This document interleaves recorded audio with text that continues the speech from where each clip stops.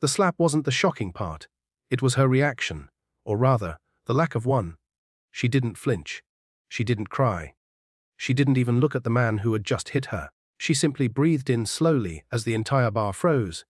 A heartbeat later, someone whispered from the corner, "Wait, she's a Navy SEAL." And in that instant, every person in the room knew this night wasn't going to end the way anyone expected. The quiet one who walked in the bar was loud that evening. Boots stomping, chairs scraping, and soldiers laughing too hard at jokes that weren't even funny. It was the kind of place where newcomers went unnoticed, unless the newcomers wanted attention. She didn't. The woman slipped inside quietly, wearing a worn leather jacket, jeans, and the kind of tired eyes that had seen storms nobody talked about. She ordered nothing. She just sat at the bar, hands folded, shoulders small, head lowered, her name unknown, her rank unspoken, her past buried. To the soldiers inside, she looked like anyone else. Maybe a civilian, maybe someone lonely, maybe someone lost. But Staff Sergeant Cole Rivers saw something else.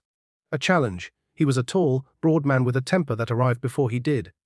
Tonight, he was drunk enough to feel invincible and angry enough to look for a target. When he saw her sitting alone, quiet, unmoving, it irritated him. Too calm, too still, too confident. He stomped toward her bar stool, the crowd parting as he approached. "Hey," he barked, swaying slightly. Seats taken.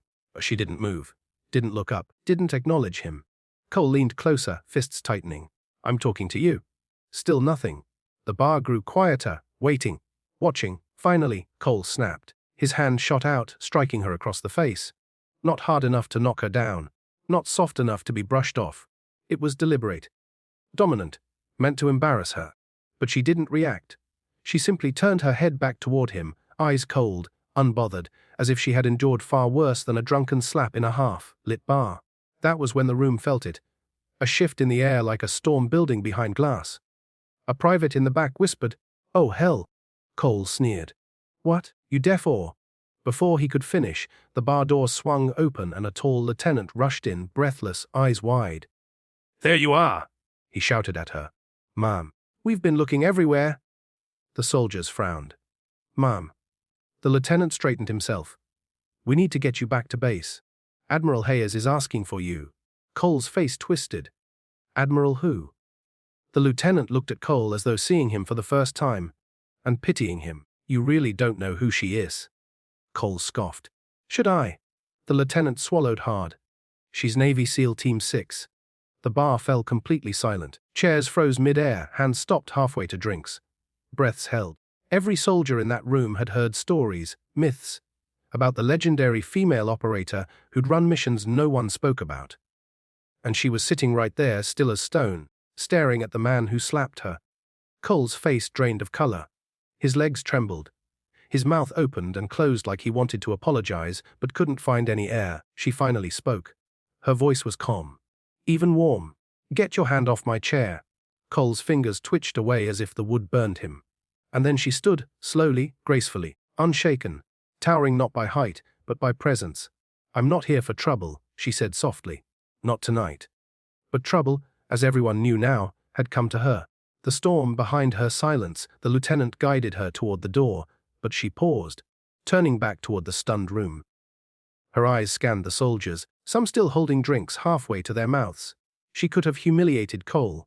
She could have broken his arm. She could have ended him. But she didn't. Instead, she spoke in a voice that filled the entire bar. "You all think strength is loud. It isn't. It's knowing exactly when to stay quiet, and when not to."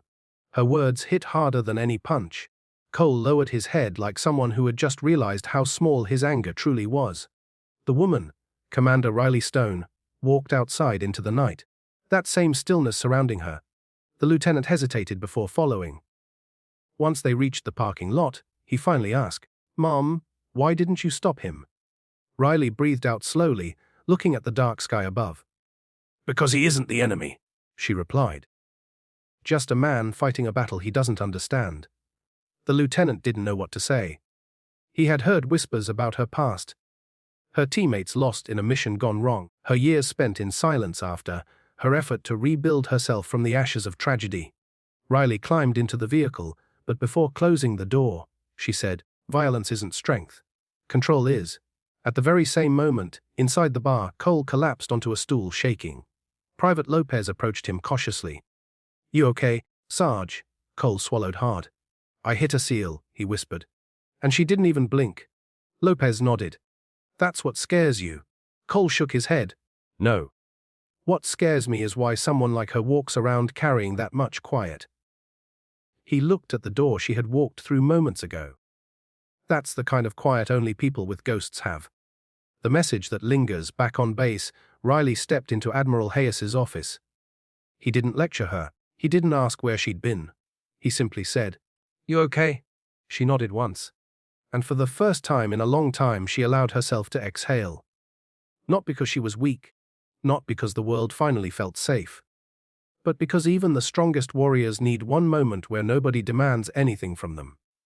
The bar incident would spread across the base. Whispers would turn into lessons, and Cole, the man who slapped her, would eventually request to transfer, not out of fear, but out of the desire to become better. Because that night, every soldier witnessed something unforgettable. True strength doesn't roar. It stands. It endures.